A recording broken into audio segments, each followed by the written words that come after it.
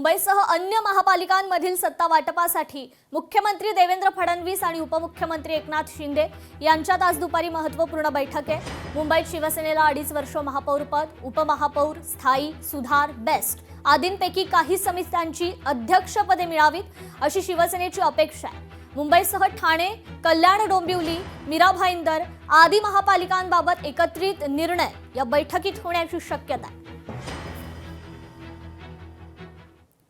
तर भाजप शिवसेनेच्या नगरसेवकांची गट नोंदणी अद्याप बाकी आहे। निवडणुकीचा निकाल जाहीर होऊन 10 दिवस उलटलेले आहेत, तरी देखील अद्याप त्यांची गट नोंदणी झालेली नाहीये।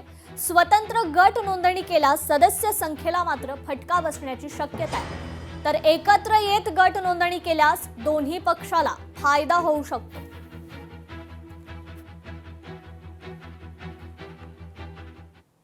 अमरावतीचा महापौर भाजपचाच होईल। भाजपचा महापौर बसवण्यासाठी मित्रपक्ष मदत करतील असा विश्वास मंत्री बावनकुळेंनी व्यक्त केलाय।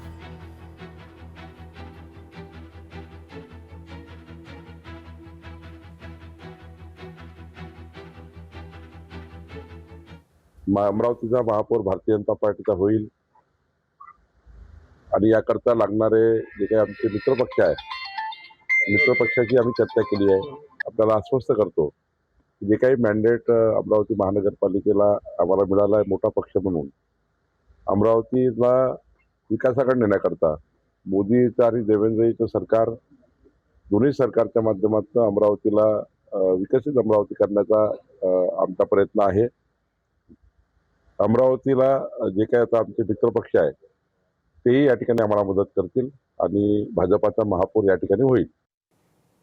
तर छत्रपती संभाजीनगरमध्ये महापौर, उपमहापौर कोण होईल याची उत्सुकता आहे। मात्र जिल्हा परिषद निवडणुकीनंतरच महापौर पदाचा निर्णय होणार अशी माहिती आमदार संजय केनेकरांनी दिली आहे। तर नागपूरच्या महापौराची निर्णय खरं तर फेब्रुवारीच्या पहिल्या आठवड्यात होणार आहे। 30 जानेवारीला महापौर पदासाठी अर्ज दाखल करण्यात येणार आहे। नागपूर महापालिकेत महापौर पद सर्वसाधारण महिला प्रवर्गासाठी आरक्षित आहे। भाजपमध्ये सध्या महापौर पदासाठी अनेक नावं चर्चेत आहेत।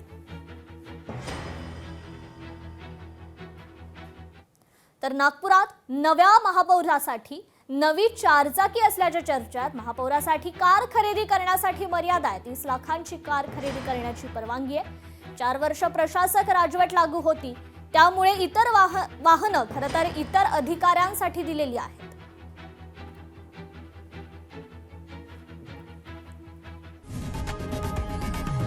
लोकशाही मराठी ऐका, पहा, जागरूक रहा।